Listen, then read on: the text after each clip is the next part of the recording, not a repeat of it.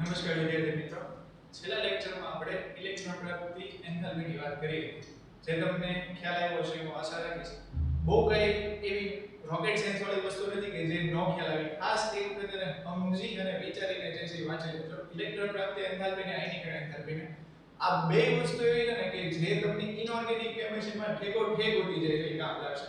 એટલે ખાસ આ વસ્તુ જે છે રિવિઝન હારે હારે જે છે કરતા રહેજો. નહીતર એવું થશે કે ચેપ્ટર જ્યારે પૂરું થશે ત્યારે તમને એમ થશે કે હા લે આ આયનીકરણ એન્થાલ્પી શું હતી ને ઇલેક્ટ્રોન પ્રાપ્તિ એન્થાલ્પી શું હતી. જો નહીં વાંચો ને તો એવું થશે કે આયનીકરણ એન્થાલ્પીમાં ઉપરથી નીચે આવો તો શું થાય કે ડાબી બાજુથી. એટલે ટૂંકમાં સિમ્પલ વસ્તુ તમને ખબર નહીં પડે. એટલે ખાસ આવી વસ્તુને જે છે એ તમે રિવાઇઝ કરતા રહેજો કેમ કે ઇનઓર્ગેનિકમાં જેટલું તમે વાંચતા રહેશો ને એમ જે તમને બેનિફિટ થશે. એક વખત આવડી ગયું અને મૂકી દો કેમ કે આમાં તરત ખ્યાલ આવી જશે ને તરત આવી જશે. એક સમય તમને એમ થશે કે ખ્યાલ આવી ગયો પણ અઠવાડિયા પછી તમને એમ થશે કે આ હતો બરોબર. તો હવે આપણે આજનો જે ટોપિક છે એ શરૂ કરીએ.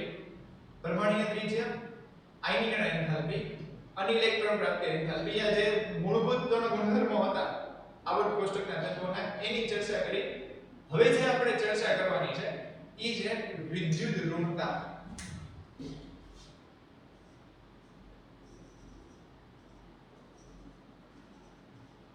વિદ્યુત ઋણતા. હવે અહીંયા છે ને તમારા મગજમાં આ ટોપિકમાં થોડાક સમય માટે પ્રશ્નો ઘણા બધા ઊભા થશે પણ બહુ પ્રશ્નો ઊભા ન કરતા ઘણા બધા પ્રશ્નો જે છે ક્લિયર કરીશું. ઇલેક્ટ્રોન પ્રાપ્તિ એન્થાલ્પીમાં તમે શું જોયું એ પહેલા આપણે વાત કરીએ કે આયનીકરણ એન્થાલ્પીમાં તમે શું જોયું કે ઇલેક્ટ્રોનને ઘરની બહાર કાઢી નાખો હોય તો બરોબર. ઇલેક્ટ્રોન પ્રાપ્તિ એન્થાલ્પીમાં તમે શું જોયું કે ઇલેક્ટ્રોનને જ્યારે ઘરની અંદર લાવવો હોય તો વિદ્યુત ઋણતા એટલે શું થશે તો કે વિદ્યુત ઋણતા એવો ગુણધર્મ છે તમે ઓલું ભણીને આવ્યો ને 8મા કે જ્યારે બે પરમાણુઓ હોય એ ઇલેક્ટ્રોનનું દાન કરે તો ઇલેક્ટ્રોનનું દાન કરી અને એક સહસંયોજક ભાગીદારી કરી અને સહસંયોજક બનાવે બરાબર. ઓલું HCl માં તમે જો તો ક્લોરીનની બાહ્યતા કક્ષામાં 7 છે ને હાઇડ્રોજનની બાહ્યતા કક્ષામાં જે છે ઇલેક્ટ્રોન કેટલા છે 1 છે. રેડી ને હું જે કહું છું વસ્તુ તો ઈ ઇલેક્ટ્રોનની જે ભાગીદારી કરે તો ઇલેક્ટ્રોનની ભાગીદારી કરીને જે બંધ બનાવે એને આપણે સહસંયોજક બંધ કહીએ. પણ આમાં કેવું હોય કે અમુક તત્વો જે છે ને ઈ આમ થોડાક માથાભારે હોય. માથાભારે એટલે કેવો હોય કે ઈ જ્યારે ભાગીદારીમાં જે ઇલેક્ટ્રોન હોય ને એટલે ધારો કે આપણે ઉદાહરણ HCl નું તે ઠેકુદી પકડીને હાલે એટલે બહુ જાજી બધી જે છે કન્ફ્યુઝન ક્રિએટ ન થાય. HCl માં તમે જુઓ ને તો H+ અને Cl- આ બેયમાંથી કોણ માથા ભારે છે હું તમને નથી કહેતો પણ આ બેયમાંથી કોઈ વ્યક્તિઓ માથા ભારે છે કે ઈ ભાગીદારીના ઇલેક્ટ્રોનને પોતાની તરફ ખેંચે. એટલે ઉદાહરણ તરીકે હું તમને અહીંયા આપણે છે તો આ H અને અહીંયા Cl બરાબર. તો અહીંયા તમે જુઓ તો ભાગીદારી થઈને કાંઈક આવી રીતે એક બંધ બન્યો એક સહસંયોજક બંધ. તો અહીંયા આગળ શું થાય આ બેમાંથી કોઈ માથા ભારે હોય ઈ શું કરે કે જે સહસંયોજક બંધમાં જે ભાગીદારીના ઇલેક્ટ્રોનને પોતાની તરફ જઈને બળપૂર્વક ખેંચે એને વિદ્યુત ઋણતા કહેવાય. કે સહસંયોજક બંધમાં જ્યારે કોઈ એક પરમાણુ ભાગીદાર થયેલા ઇલેક્ટ્રોનને પોતાની તરફ આકર્ષિત કરે એટલે કે પોતાની તરફ આકર્ષિત કરે એટલે કે પોતાની તરફ ખેંચે તો એ જે ગુણધર્મ છે એની વિદ્યુત ઋણતા કહેવાય. વ્યાખ્યા આપણે અહીંયા લખી એટલે હમણાં જે છે એ ફટાફટ બધું ક્લિયર થવા માંડશે. કે સહસંયોજક બંધમાં તમને ખબર જ છે કે હું આ પ્યોર જે છે એ દેશીમાં લખું છું એટલે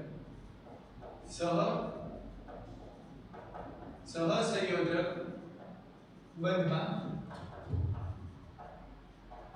ભાગીદારી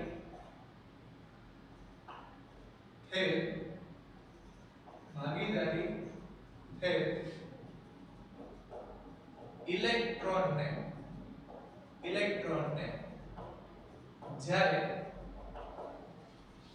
કોઈ પરમાણુ હવે જો આ કોઈ પરમાણુ એટલે કયો પરમાણુ કે જેને ભાગીદારી કરી હોય એક પરમાણુ બે પરમાણુએ ભાગીદારી કરી હોય એમાંનો કોઈ એક પરમાણુ તો ઈ કોઈ પરમાણુ ઇલેક્ટ્રોનને કોઈ પરમાણુ ભાગીદારી થયેલ ઇલેક્ટ્રોનને પોતાની તરફ આકર્ષણ કરે આપણે નો હાવ લગાય કે આકર્ષણ કરે એવા ગુણધર્મને વિદ્યુત ઋણતા કહે છે. એટલે આ એક વિદ્યુત ઋણતાની જે છે એ વાત હતી. બહુ આવું મગજમાં જે છે એ ખાસ ન કરજો. આ H અને આ બરાબર. ક્લોરીન નો પરમાણુ ક્રમાંક કેટલો છે? પહેલા હું તમને વિદ્યુત ઋણતા સમજાવું તો પછી આગળનો ફટાફટ વિચાર કરો. બાહ્યતમ કક્ષામાં જે છે કેટલા છે? 7 ઇલેક્ટ્રોન હશે. 1 2 3 4 5 6 અને 7. અહીંયા જે છે કે હાઇડ્રોજનમાં તમે જો તો કાક આવી રીતે હશે ભાગીદારીમાં, બરોબર. તો અહીંયા ભાગીદારીમાં જો તમે જો તો આ ફ્લોરીન જે છે ને, ફ્લોરીન થોડોક માથાભારે છે. માથાભારે એટલે કે શું કરશે કે હાઇડ્રોજન હારે છે ભાગીદારી થયેલ ઇલેક્ટ્રોન, જે ભાગીદારી થયેલા ઇલેક્ટ્રોનને ઈ આમ પોતાની તરફ ખેંચે, બરોબર. આમ પોતાની તરફ ખેંચે. ઈ પોતાની તરફ જ્યારે ખેંચે ને ઈ જે ગુણધર્મ છે એને કહેવાય વિદ્યુત ઋણતા. એટલે હવે અહીંયા ખાસ એક વસ્તુમાં તમે ડિફરન્સ સમજો કે ઇલેક્ટ્રોન પ્રાપ્તિ એન્થાલ્પી જે તમે આની પહેલાના લેક્ચરમાં ભણ્યા, ઈ ઇલેક્ટ્રોન પ્રાપ્તિ એન્થાલ્પી શું હતું કે કોઈ તત્વ ઇલેક્ટ્રોન મેળવે છે. વિદ્યુત ઋણતા એટલે શું થશે કે સહસંયોજક બંધ, સમજો, સહસંયોજક બંધમાં જે ભાગીદાર થયેલા ઇલેક્ટ્રોન છે એને કોઈ પરમાણુ પોતાની તરફ ખેંચશે તો એને જે છે આપણે વિદ્યુત ઋણતા એવો ગુણધર્મ હતો, તેની વિદ્યુત ઋણતા એવું કહે છે.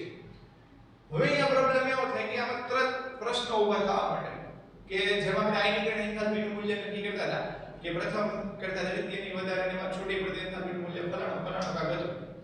તો એવું થાય કે આ વિદ્યુત ઋણતા છે એનું એક મૂલ્ય તો હશે ને કે ભાઈ વિદ્યુત ઋણતાનું 20 મૂલ્ય, 30 મૂલ્ય, 40 મૂલ્ય. પણ વિદ્યુત ઋણતાનું મૂલ્ય આયનીકરણ એન્થાલ્પી અને ઇલેક્ટ્રોન પ્રાપ્તિ એન્થાલ્પીની જેમ તમે નક્કી ન કરી શકો. જેમ આપણે આયનીકરણ એન્થાલ્પી અને ઇલેક્ટ્રોન પ્રાપ્તિ એન્થાલ્પીને કિલોજૂલ મોલ ઇનવર્સમાં નક્કી કરીએ છીએ, એમ વિદ્યુત ઋણતા કિલોજૂલ મોલ ઇનવર્સ કે એવી રીતે કોઈ નક્કી ન થાય. એટલે ટૂંકમાં ઈ મેઝરમેન્ટ એનું ન થઈ શકે, નક્કી ન થઈ શકે. પણ આ બધા વૈજ્ઞાનિકો હોય ને બહુ ખતરનાક હોય, એટલે વૈજ્ઞાનિકો કહેવાય, એના મગજ બહુ ખતરનાક હોય.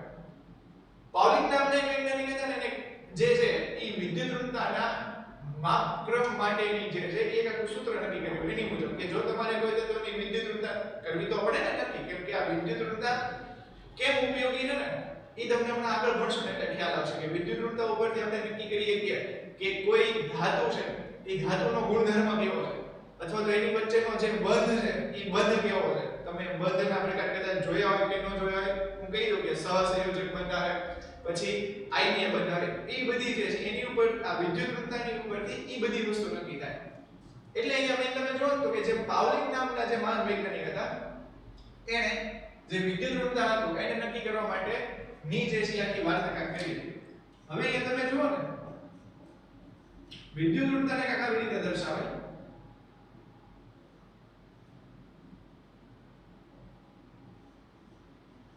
બરોબર. હવે પાછું એવું થાય કે આ હું આ છે ને આ તત્વ A, આ તત્વ B, આ તત્વ A ની વિદ્યુત ઋણતા, આ તત્વ B ની વિદ્યુત ઋણતા = 0.1017 ડેલ્ટા. હવે પાછું એમ થાય કે આ ડેલ્ટા શું છે તો કે જો ખાસ આ delta = EAB -√EA into EBB. આ માઈનસ નથી હો, આ હું જે ખાસ સમજો. આ તત્વ એની વિદ્યુત લખી જ નાખું કેમ કે મને ખબર જ છે કે મેન્ટોસ વાળા ને જે છે ને પ્રોબ્લેમ પડશે. અહીંયા લખું છું ખાસ જોજો. તત્વ A ની વિદ્યુત ઋણતા, તત્વ B ની વિદ્યુત ઋણતા. આપણે ભલે હાવ આપણે નિરાતે જે છે કોકને એમ થાય કે આવું કેમ ભણાવે છે, પણ આપણે તમને સમજાય વસ્તુ મેં ઇમ્પોર્ટન્ટ છે. EA બરાબર, EAB અને EW આ શું છે? આ જે તત્વ AB આપણે લીધું ને HF, એમાં જે એના જ્યારે બંધ તૂટે ને તો એ બંધ નિર્માણ અને બંધ તૂટવાની આ પ્રક્રિયા દરમિયાન ક્યાંક ને ક્યાંક ઊર્જા મળે તો ઊર્જા છોડી પડે. તો AB જે તત્વ છે બરાબર, એના જ્યારે બંધ તૂટે ત્યારે જે ઊર્જાનો ફેરફાર થાય E છે EAB. હવે આ EA અને EBB શું છે? આ H અને M બરાબર, આ H અને M છે તો એ પર્ટીક્યુલર કોઈ જે છે એ અણુ હશે ઈ અણુને બંધ વિયોજન એન્થાલ્પી ટૂંકમાં આ AB આ AA અને આ BB આ જે છે એ તમને શું દર્શાવે છે તો કે બંધ વિયોજન એન્થાલ્પી નું મૂલ્ય. હવે જો 99% કેસમાં અહીંયાથી તમને વિદ્યુત ઋણતાની ગણતરીના પ્રશ્નો પૂછાયેલા નથી. બરાબર, ક્યાંક એવો કોઈ એક વખત એકાદ પ્રશ્ન કદાચ પૂછાઈ ગયેલો છે, પણ એવો તમને સીધો પ્રશ્ન ક્યાંય નથી પૂછો કે ફલાણા તત્વની વિદ્યુત ઋણતા આટલી છે, બરાબર, તો એની માટે ડેલ્ટાનું મૂલ્ય શોધો અથવા તો આની બંધ એવું પ્રશ્ન છે ને આ ગુણાકારની નિશાની શું હું પાછો કહી પાછા બધા આ ગુણાકારની નિશાની એટલે એવી રીતનો સીધો પ્રશ્ન નથી પૂછાતો. પણ પાઉલિંગ નામના જે મહાન વૈજ્ઞાનિક હતા એણે આવી રીતની મદદથી જે છે કોઈ તત્વની વિદ્યુત ઋણતા જે છે એ નક્કી કરી. હવે એમ થાય તમને કે આના મૂલ્ય કેટલા હોય, આ AB A અને BB તો એ તમને આપેલા હોય, બરાબર, એની ઉપરથી નક્કી કરવું. પછી બહુ અંતરિક્ષ લેવલનું જે છે એ નહીં વિચારવાનું. એટલે પાઉલિંગ માપદંડની મદદથી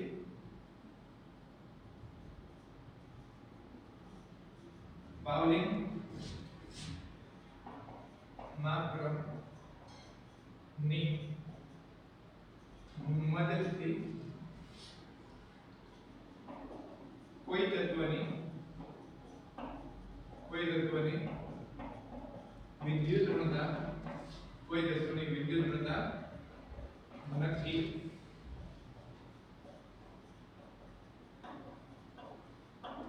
કરી શકાય છે. એટલે ટૂંકમાં આ બેઝિક વસ્તુ આપણે જોઈએ. હવે હું તમને એ ખ્યાલ આવી ગયો છે વિદ્યુત ઋણતા એટલે શું થશે તો કે વિદ્યુત ઋણતા એટલે ખાસ એક વસ્તુમાં સમજો કે જ્યારે કોઈ અણુ હશે એની વચ્ચે જે સહસંયોજક બંધ બન્યો હશે એ સહસંયોજક બંધમાં જે ઇલેક્ટ્રોનની ભાગીદારી થઈ હશે ત્યારે કોઈ એક પરમાણુ જે છે ઇલેક્ટ્રોનને પોતાની તરફ ખેંચશે. આ ઇલેક્ટ્રોનને જ્યારે પોતાની તરફ ખેંચે એ ગુણધર્મને જે છે એ શું કહેવામાં આવે એની વિદ્યુત ઋણતા એવું જે છે કહેવામાં આવે.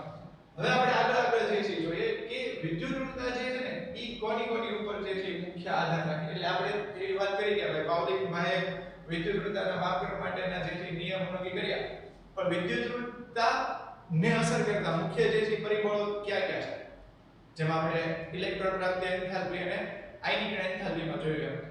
પહેલું હું તમને વાત કરું તો સંકરણ.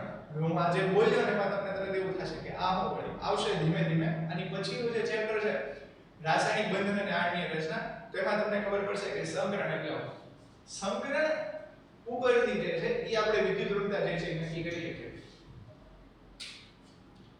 એટલે કે આપણે એવું અહીંયા સિમ્પલમાં જે છે લખીએ કે વિદ્યુત ઋણતા પર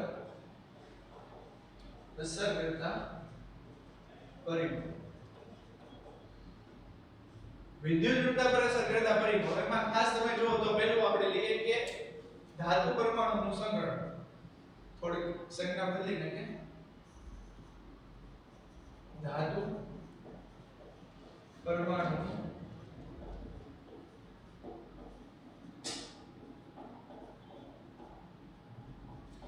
સંકરણ. હવે જો ધાતુ પરમાણુના સંકરણમાં શું થશે, કાર્બન જે હશે ને એ કાર્બન sp સંકરણય ધરાવે, sp2 સંકરણ ધરાવે અને sp3 સંકરણય ધરાવે. હવે sp સંકરણ ધરાવતો કાર્બન છે ને sp2 કરતા એની વિદ્યુત ઋણતા વધારે હોય. sp2 સંકરણ ધરાવતો જે કાર્બન છે એની વિદ્યુત ઋણતા sp3 સંકરણ ધરાવતા કાર્બન કરતા કેવી હશે, વધારે હશે. સંકરણ એટલે શું છે તમે ઓલી કક્ષકો ભણીએ ને પરમાણ્વીય બંધારણમાં કે 1s 2s 2p એમાં જે કક્ષકો છે ને ઈ સંકૃત થાય અને જે સંકૃત કક્ષકો ભેગી થઈ અને સંકરણ બને એને sp sp2 એવી રીતે જે છે એ ખાસ કહેવાશે. નો ખ્યાલ આવશે ત્યારના ચેપ્ટરમાં એટલે બધું ક્લિયર થશે. પણ ધાતુ પરમાણુનું સંકરણ એટલે એવી રીતે હશે કે સંકરણ બદલાશે એટલે તત્વના જે વિદ્યુત ઋણતા છે એના ગુણધર્મોમાં પણ ફેરફાર થશે. એટલે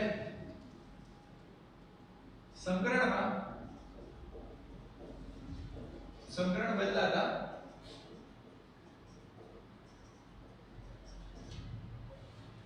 ધાતુ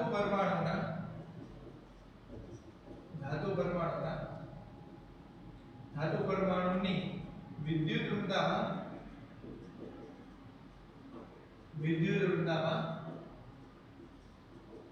ફેરફાર થશે. જેમ આપણે ઉદાહરણ લઈશું કે કાર્બનમાં મુખ્ય તમને ત્રણ સંકરણ જે છે જોવા મળે. કાર્બનમાં sp સંકરણ ધરાવતો કાર્બન sp2 કરતા અને sp2 સંકરણ ધરાવતો કાર્બન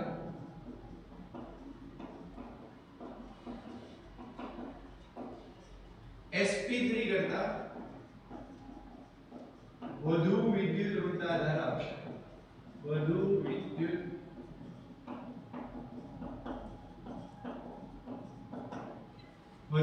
ઋણતા ધરાવશે. તો આ પદ્ધતિ સંકરણની ઓક્સિડેશન એવો તમે અહીંયા શબ્દ જે છે સાંભળેલો હશે, બરાબર? ઓક્સિડેશન ઓક્સિડેશન આંકમાં જે છે એ મેઈન હોય છે. તમે ખાસ એક વસ્તુ સમજો કે મેં તમને વાત કરી કે સંકરણમાં ફેરફાર થાય તો વિદ્યુત ઋણતામાં ફેરફાર થશે. ઓક્સિડેશન એટલે જો કોઈ તત્વનો એક જ તત્વની વાત કરું છું, અલગ અલગ તત્વોની કમ્પેરિઝનમાં પાછા ન પડતા. આ જે સંકરણની વાત કરી કોઈ એક જ તત્વ માટેની છે. આપણે Fe નું ઉદાહરણ લઈએ. એક Fe મારી પાસે છે Fe2+ અને એક Fe મારી પાસે છે Fe3+. Fe3+ ઉપર ઓક્સિડેશન આંક વધારે છે અને Fe3+3 છે, ઓલાનો +2 છે.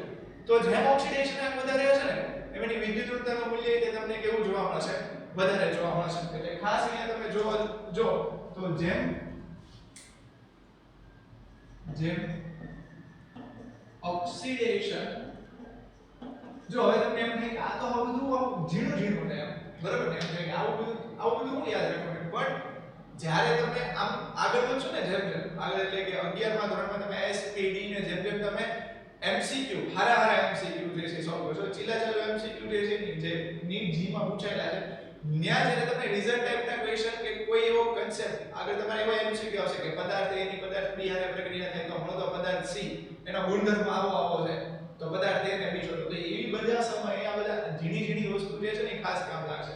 એટલે આમ આને સાઈડમાં જે છે ન કરી દેતા. જેમ ઓક્સિડેશન આંક વધુ તેમ તત્વની વિદ્યુત ઋણતા વધારે જોવા મળે છે. ઉદાહરણ તરીકે જો છે આપણે વાત કરીએ તો Fe3+ અને Fe2+ માં +3 ઓક્સિડેશન હોવાને કારણે વિદ્યુત ઋણતા Fe3+ ની વધુ છે. અક્ષરમાં હારા છે એટલે મોઢા જે છે તમે ન પકડે, બરોબર? એટલે આ જે વાત થઈ ઓક્સિડેશન ની, પહેલી ધાતુ પરમાણુનું સંકરણ, પછી ઓક્સિડેશન. હવે જે છે તમે આ બધું જુઓ એટલે આપણે જે છે વાત કરીએ કેન્દ્રનો ધન વીજભાર. હવે શું થાય કેન્દ્રનો થોડુંક તો હવે તમે વિચારો કે આટલી બધી આપણે વાત કરી, આયનિકરણ એન્થાલ્પી ને ભણ્યા, ઇલેક્ટ્રોન પ્રાપ્તિ એન્થાલ્પી ભણ્યા, આયનિકરણ એન્થાલ્પી ને ઘડી સાઈડમાં મૂકી દો. ઇલેક્ટ્રોન પ્રાપ્તિ એન્થાલ્પી ને વિદ્યુત ઋણતા એ બેમાં તફાવત મુખ્ય આપણે એવો જોયો કે ઇલેક્ટ્રોન પ્રાપ્તિ એન્થાલ્પી એટલે ઇલેક્ટ્રોન મેળવવો. વિદ્યુત ઋણતા માં આપણે શું થતું હતું કે સહસંયોજક બંધમાં ભાગીદાર થયેલા જે ઇલેક્ટ્રોન છે એટલે ઇલેક્ટ્રોન છે ને કોઈ પરમાણુ પોતાની તરફ ખેંચે તો છે વિચારો, બરાબર? હવે આમાં મેગ્નેટોસની જરૂર પડે તો થઈ ગયું એવું વિચારી લેવાનું. તમારી પાસે કોઈ તત્વ એવું છે કે જેના કેન્દ્રનો ધન વીજભાર વધારે છે, તો એની ભાગીદાર કરેલા ઇલેક્ટ્રોનને સહેલાઈથી આકર્ષિત કરી શકે કે ન કરી શકે? એટલું જ વિચારો ને કે ભાઈ અંદર 10 હાથી છે એને ઓલા ભાગીદાર થયેલા ઇલેક્ટ્રોનને ખેંચવાનો છે તો એ સહેલાઈથી ખેંચી શકશે. એટલે જેમ કેન્દ્રનો ધન વીજભાર વધશે એમ શું થતું જશે કે વિદ્યુત ઋણતામાં પણ વધારો તમને થતો જોવા મળશે. એટલે આપણે અહીંયા કેન્દ્રના ધન વીજભારમાં લખીએ કેન્દ્રનો ધન વીજભાર એમાં આપણે લખશું તો કે કેન્દ્રના ધન વીજભારમાં વધારો થતા કેન્દ્રના ધન વીજભારમાં વધારો થતા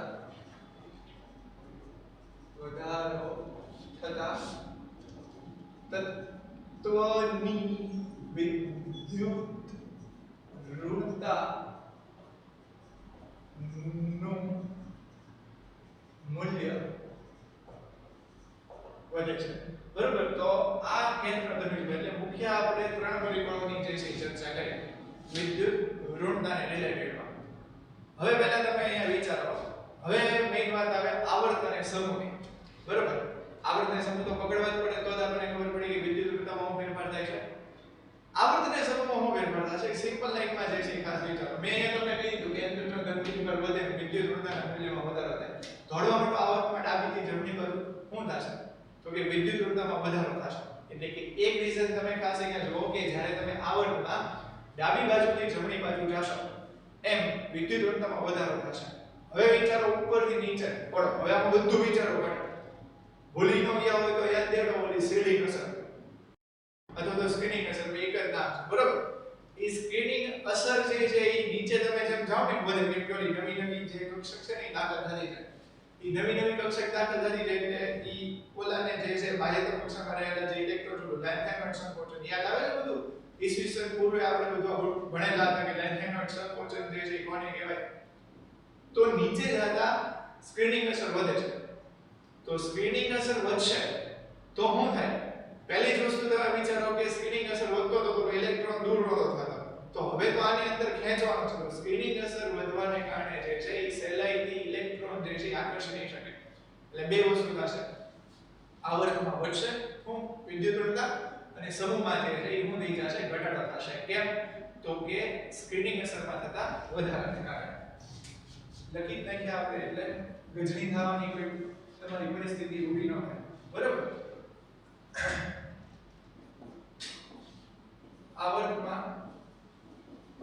આવર્તમાં ડાબી બાજુથી જમણી તરફ જતા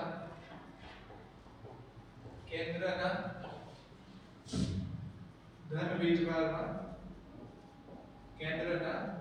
ધન વીજભારમાં વધારો થાય છે આથી વિદ્યુત ઋણતા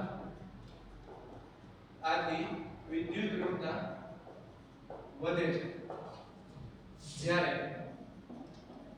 જ્યારે સમૂહમાં ઉપરથી નીચે ઠેકડો મારતા સ્ક્રીનિંગ અસર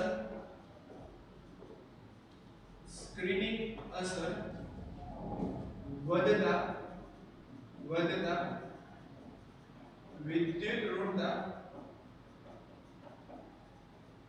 ઘટે છે બરાબર તો આ આપણે આવર્ત અને સમૂહની રીતે જે છે એ વાત કરી દીધી બરાબર એટલે હવે તમને આખી વિદ્યુત ઋણતા જે છે ક્લિયર થઈ ગઈ હોય ફરીને મારે એક વસ્તુ જે છે હવે નથી બોલવું કે વિદ્યુત ઋણતા કોને કહેવાય જેમ મેં તમને એવું કીધું કે વિદ્યુત ઋણતાનો ઉપયોગ જે છે ઈ આ તત્વના ગુણધર્મ નક્કી કરવા માટે થાય એટલે આપણે એવું કહીએ કે એપ્લિકેશન વિદ્યુત ઋણતાની પણ એવું ઇંગ્લિશમાં આપણે થોડું ટાઇટલ મારો પણ ખાસ તમે જો કે વિદ્યુત ઋણતાનો મુખ્ય ઉપયોગ કેમ થશે જેમ કોઈ તત્વની વિદ્યુત ઋણતા વધારે હોય ને એમ એનો અધાત્મીય ગુણધર્મ વધારે હોય બરાબર એટલે હવે બધું બ્લુ પેન થી લખીશ કે બધીની એપ્લિકેશન હશે કે વિદ્યુત ઋણતાનો આપણે ઉપયોગ કઈ રીતે કરીએ કઈ રીતે આજે પાવલિક નામના મહાન વૈજ્ઞાનિક હતા એને વિદ્યુત ઋણતા નું મૂલ્ય નક્કી કર્યું એની પાછળનું કારણ આ કે જો કોઈ તત્વ જે છે એ તત્વની વિદ્યુત ઋણતાનું મૂલ્ય વધારે હશે તો એનો અધાત્મીય ગુણધર્મ એટલે વધારે હશે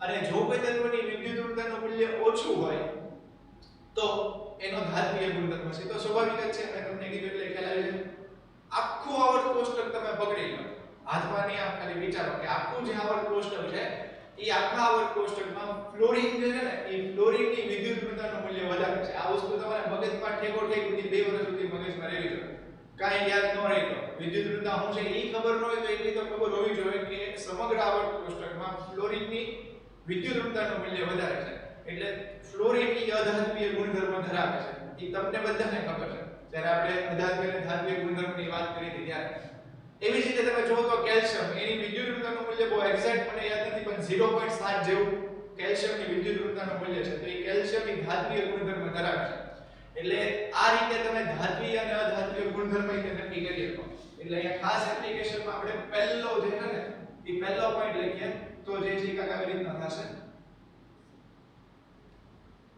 હવે આપણે નિશાની બદલીએ એટલે આમ તમને સારું લાગે જોવા કે જેમ વિદ્યુત ઋણતા નું મૂલ્ય વધારે તેમ અધાત્વીય ગુણધર્મ વધુ અને મૂલ્ય ઓછું તેમ ધાત્વીય ગુણધર્મ વધુ અહીંયા હું બ્લેક પેન થી જે છે લખી નાખું છું એ ખાસ એક ઉદાહરણ યાદ રહેવું જોઈએ કે ફ્લોરિન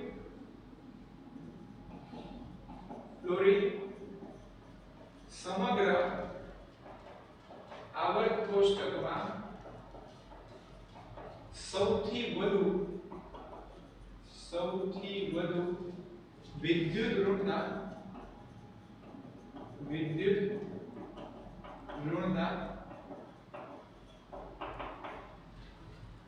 ધરાવે છે બરોબર એટલે આ જે છે આપણે પહેલી એની જે છે એ એપ્લિકેશન ની વાત કરી હવે બીજી જો હું તમને વાત કરું ને તો આ જે કોઈ સંયોજનો જ્યારે બને હોય સંયોજનોમાં મુખ્ય બે પ્રકાર હોય એક ધ્રુવીય અને એક અધ્રુવીય હવે જો તમને ન ખ્યાલ હોય તો આપણે વાત કરી લઈએ કે ધ્રુવીય અને અધ્રુવીય કોને કહેવાય અધ્રુવીય જે છે ને એમાં ખાસ ધ્રુવીય કે અધ્રુવીય માં જે છે તમે ખાસ જો તો કેવું થઈ જશે કે જે H2 છે બરાબર H2 છે Cl2 જે છે આપણે અહીંયા ઉદાહરણ તરીકે હું તમને લખી નાખો તો આ H2 પછી આ Cl2 બરાબર આ બધામાં તમે જો ને તો કઈ આવી રીતે છે કે H બંધ આ બે ની અંદર Cl છે આ બે એક જ પરમાણુ છે તો બેની વિદ્યુત ઋણતા કેવી રહેવાની સમાન રહેવાની તો આ બેની વિદ્યુત ઋણતા સમાન રહેવાને કારણે જો તમે એની ભાગીદારી જ્યારે થઈ હશે ત્યારે એક સમાન આકર્ષણ બળ એકબીજાને ખેંચતું હશે તો અહીંયા જે છે એની વિદ્યુત ઋણતાનું મૂલ્ય જે છે નહીં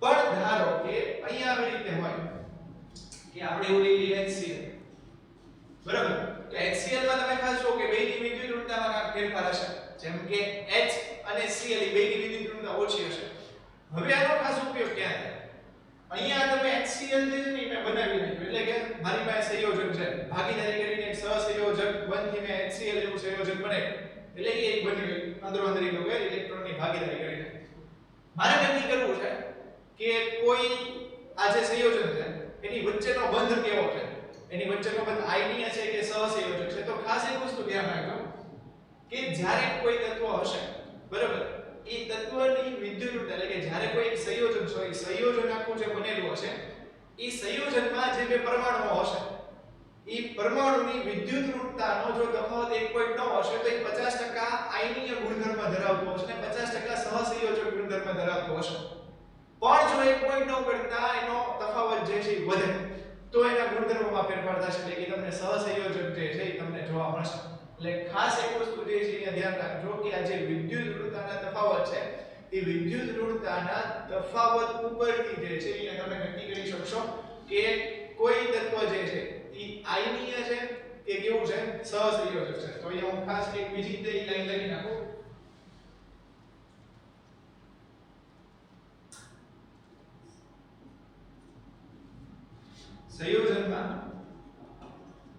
સંયોજનમાં રહેલા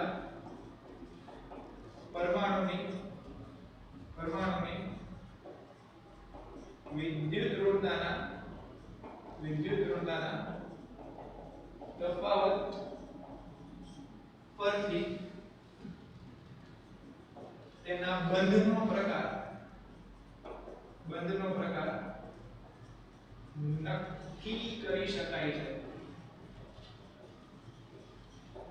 નક્કી કરી શકાય છે. જેમ કે આપણે અહીંયા ઉદાહરણ તરીકે લખું કે જો કોઈ સંયોજનમાં પરમાણુના વિદ્યુત ઋણતાનો તફાવત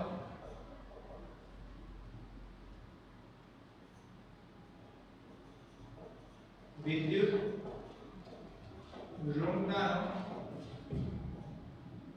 ઋણતાનો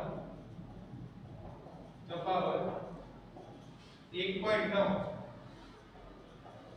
જેટલો હોય તો 50% આઈ નિયમ હાવ નીચે પહોંચી ગયા તો આપણે વિચાર કરો 50% સહસંયોજક. બરાબર. તો આ વિદ્યુત ઋણતાની એપ્લિકેશન જે છે મુખ્ય આપણે જોઈએ. એટલે ખાસ જે બધી વસ્તુ આમ તમને એવું લાગશે કે વિદ્યુત ઋણતા એટલે આમ પહેલા તમે જોવો કે પરમાણુ એન્થાલ્પી બરાબર ત્યાંથી ધીમે ધીમે જે છે એક લેવલ વધતું ગયું. પછી પાછા વિદ્યુત ઋણતામાં જે છે તમને વિદ્યુત ઋણતામાં એટલું બધું ભારે નહીં લાગે કેમ કે તમે આયનીકરણ એન્થાલ્પી અને ઇલેક્ટ્રોન પ્રાપ્તિ એન્થાલ્પીમાં બધા ભારે અપવાદો જોયેલા છે બરાબર. પણ જેમ નાનો હોય ને ગાયનો દાણો એવું કહેવાય. આ વિદ્યુત ઋણતામાં કાંઈક એવું જ છે. જ્યારે તમે આગળ મેં તમને કીધું ત્યારે તમને ખાસ કહેવા લાગશે. એટલે વિદ્યુત ઋણતા અને જે ઇલેક્ટ્રોન પ્રાપ્તિ એન્થાલ્પી છે એની વચ્ચેનો જો હું તમને તફાવત કહું ને ખાસ પહેલા તમે સમજી લેજો. વિદ્યુત ઋણતા જે છે એ શું થશે તો કે જે ભાગીદારી કરેલા ઇલેક્ટ્રોન છે એ ભાગીદારી કરેલા ઇલેક્ટ્રોનને કોઈ પરમાણુ પોતાની તરફ ખેંચે તો એને કહેવાશે વિદ્યુત ઋણતા. ઇલેક્ટ્રોન પ્રાપ્તિ એન્થાલ્પી એટલે શું થશે કે કોઈ તત્વ પોતાની તરફ પોતાને ઇલેક્ટ્રોન ખેંચે ઇલેક્ટ્રોન મેળવી અને જે એન્થાલ્પીમાં ફેરફાર થાય ઇલેક્ટ્રોન પ્રાપ્તિ એન્થાલ્પી કહેવાય. ઇલેક્ટ્રોન પ્રાપ્તિ એન્થાલ્પી જે છે કિલોજૂલ મોલેક્યુલ્સમાં નક્કી કરી શકે જ્યારે વિદ્યુત ઋણતા જે છે એને આપણે પાઉલિંગ માપદંડમાં નક્કી કરીએ. બીજી વસ્તુ કે ઇલેક્ટ્રોન પ્રાપ્તિમાં પ્રથમ દ્વિતીય આપણે વાત કરી હતી ને કે ધન ને ઋણ ને મૂલ્ય એવું આમાં કંઈ ન હોય બરાબર. વિદ્યુત ઋણતા ઉપરથી આપણે અલગ જે છે બધા ગુણધર્મો નક્કી કરીએ કે તો આ મુખ્ય જે વાત હતી વિદ્યુત ઋણતાની હતી. તો ખાસ એક વખત જે છે નોટ્સ બધી ફરીથી રિવાઇઝ કરી લેજો. આપણે પરમાણુય ત્રિજ્યા આયનીકરણ એન્થાલ્પી ઇલેક્ટ્રોન પ્રાપ્તિ એન્થાલ્પી અને વિદ્યુત ઋણતા આ જે મુખ્ય ચાર ગુણધર્મો કે જે ઠેકોઠેકોથી તમારે ખીચામાં રાખીને હાલવાનું છે એ બધા ગુણધર્મો આપણે જોઈ લીધા. તો હું એવી આશા રાખું છું કે તમને વિદ્યુત ઋણતામાં જે છે ખ્યાલ આવ્યો છે. હવે પછી જે છે આપણે આ ચેપ્ટરમાં જે છે નવા ટોપિક સાથે મળીશું.